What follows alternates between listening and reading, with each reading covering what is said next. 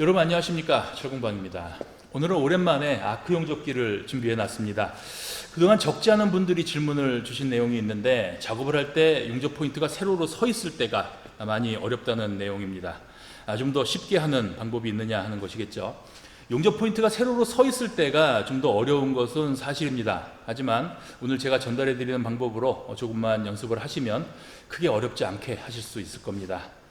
보시면서 좋아요와 구독 눌러주시면 감사하겠습니다. 그리고 오늘 제가 전달해 드리는 방법도 기본적인 부분은 철공방의 이전 영상들을 참고하셔야 오늘 내용과 연결이 잘 될 수가 있으니까 참고하시고요.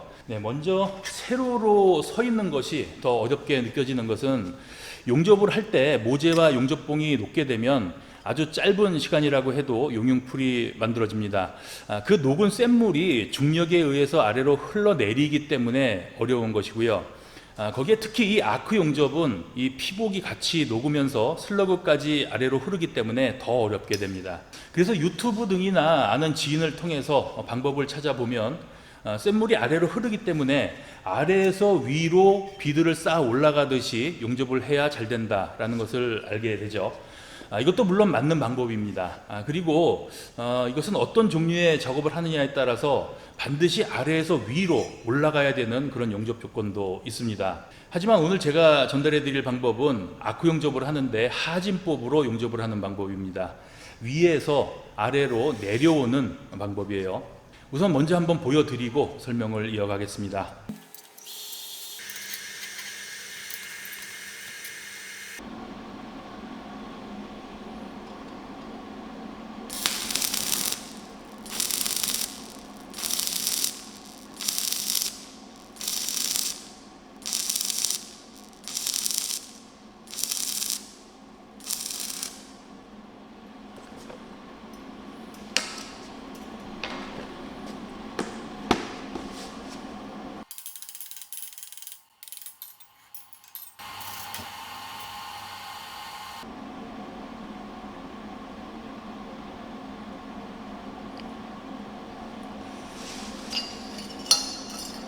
이런 결과물이 나옵니다.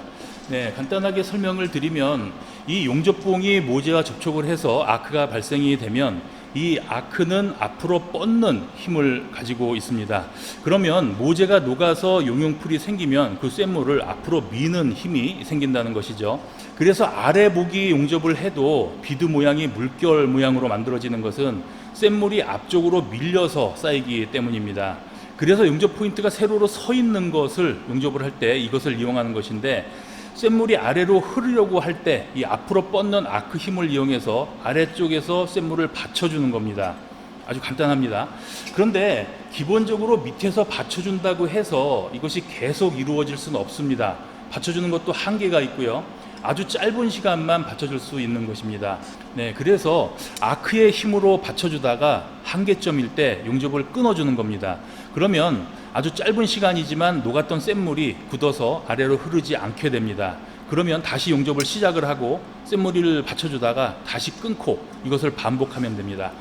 이것도 일반적인 점 용접과 비슷하지만 용접되는 것을 잘 보면서 받쳐준다는 느낌으로 진행을 하시면 어렵지 않게 하실 수 있을 겁니다. 여기서 또 한 가지 중요한 것은 용접봉의 각도입니다. 모재에 대한 용접봉의 진행 각도가 이렇게 너무 크게 진행을 하다 보면 아래쪽에서 받쳐주기가 힘들게 됩니다. 그래서 쇳물이나 슬러그가 용접봉 아래로 쉽게 넘어오게 되고요. 그러면 그때부터는 감당이 안 됩니다. 그러니까 이렇게 세우지 마시고 진행 각도를 눕힙니다. 45도를 지나서 더 과도하게 눕혀서 이렇게 해야 앞으로 뻗는 아크의 힘으로 내려오는 쇳물을 받쳐줄 수가 있어요. 이번에는 제가 다른 설명을 하기 위해서 다시 이 철판에 용접을 한번 해보겠습니다. 1.5T 철판입니다.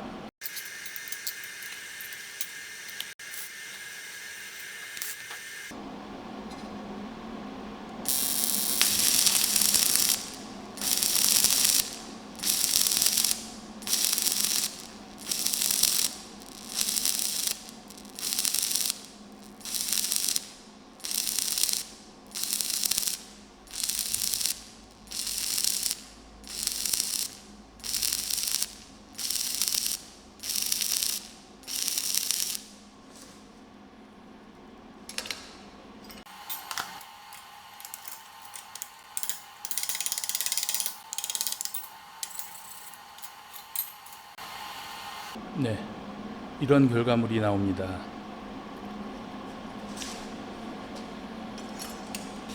제가 예전에 올린 동영상에서 점 용접을 하는 것을 보고 이건 용접이 아니다, 뭐 용접이 납땜인 줄 아냐, 모재는 녹지도 않고 실리콘을 쏜 것처럼 쇳물이 겉에만 묻어 있는 것이다, 뭐 이런 댓글이 있었습니다. 이 파이프는 뒤쪽을 볼 수 없어서 제가 이 철판에 용접된 것을 보여드리는 것이고요. 한번 뒷편을 보겠습니다. 네, 이렇게 되고요. 이쪽도 한번 보시면 네, 이렇게 됩니다. 네, 보시는 대로 용접이 안 된 게 아니라 이 반대편까지 녹아서 밀려 나올 정도로 이 철판 두께를 생각하면 충분히 용접이 된 것이라고 볼 수 있고요. 일반인들이 가정에서 뭐 높은 압력을 받는 그런 제품을 만드는 것도 아니고 전문 배관 용접을 하는 것도 아닙니다. 일반 구조용 파이프 등으로 생활용품들을 만드는데 이 정도 용접이면 충분하다고 생각이 됩니다. 이번에는 세로로 용접을 하는데 점 용접이 아니라 풀 용접으로 진행을 해 보겠습니다.